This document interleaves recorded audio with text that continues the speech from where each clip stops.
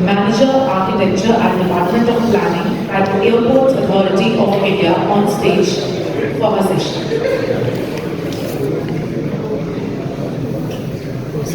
Can we hear some energy as this is the second last session in this project? Let's pay attention.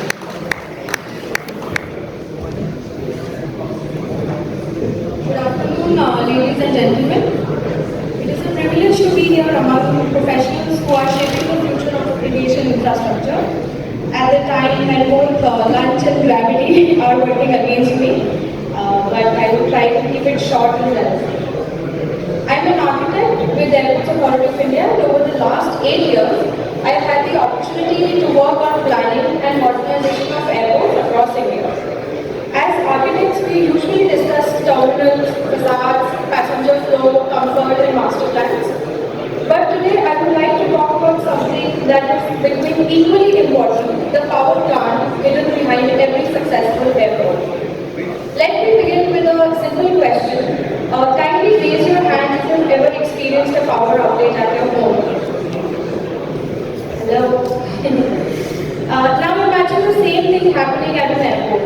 No baggage belts, no check-in counters, no security scanners, no runway lighting, no air conditioning, no IT systems. Within minutes, the entire airport comes to a standstill. That is why electricity is not merely a utility at airports, it is an operational lifeline. Today, renewable energy is no longer just about sustainability. It is about energy security, operational resilience, and financial stability. Airports are becoming like miniature cities now. A modern airport consumes energy in many several forms like terminal HVAC, airfield lighting, baggage handling, boarding bridges, etc. Now add another challenge, which is passenger traffic continues to grow every year.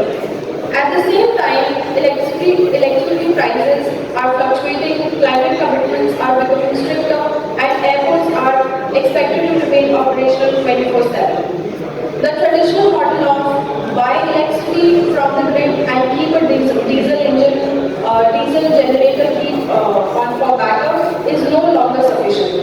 The question has changed from how do we buy electricity to how do we intelligently produce, store and manage it. Let us do a small exercise. Suppose each airport CEO has a 100 crores budget. So which investment does give a long-term return? Bigger terminal, more parking, or renewable ecosystem? Most people instinctively choose the terminal. However, airports around the world are discovering that energy infrastructure actually pays for the terminal itself.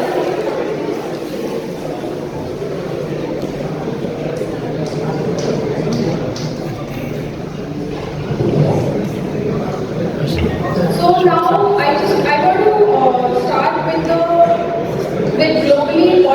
globally what we are doing with the energy. Globally, airports are rapidly moving beyond rooftop solar. They are building integrated energy ecosystems. Many of our speakers have already elaborated on how international airports and AI airports and other Indian airports are doing in terms of energy. And regarding renewable energy, it is very important to note that India is very uniquely positioned. We have over 300 sunny days, rapidly expanding airport infrastructure, falling solar costs, and increasing electrification. Today, dozens of Indian airports already operate on clean energy, while airports like Bangalore and Delhi have achieved the highest airport carbon accreditation level 5 for their decarbonization efforts. Within AI itself, airports like Rohilla, which is a very good example, have demonstrated that solar installations can not only meet airport demand but also export surplus energy. For example, if we take Rohilla Airport, we have the data that in the last 2 years, 2.4 crore units of energy has been produced and a total revenue of 12.32 crores has been made. When we say renewable energy, we often only imagine solar panels, but there are actually 5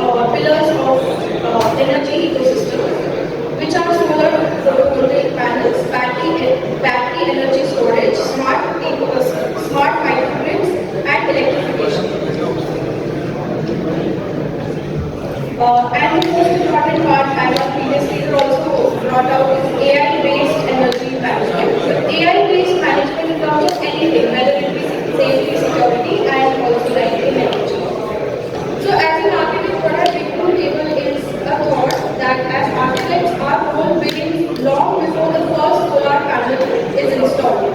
During planning itself, we should ask, is the roof oriented for solar? Can parking become a solar platform? Are HVAC systems energy efficient? Can natural daylight reduce lighting loads? Can facades reduce heating? Every kilowatt saved is cheaper than every kilowatt generated.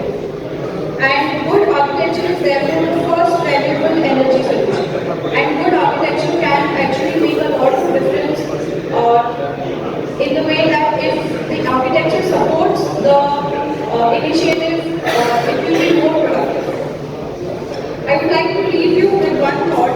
20 years ago, an airport was judged by the length of its runway or the beauty of its terminal and the number of passengers it handled. But tomorrow it will be judged by how intelligently it produces energy, how efficiently it consumes it, and how resiliently it operates. The airport of the future will not simply transport people,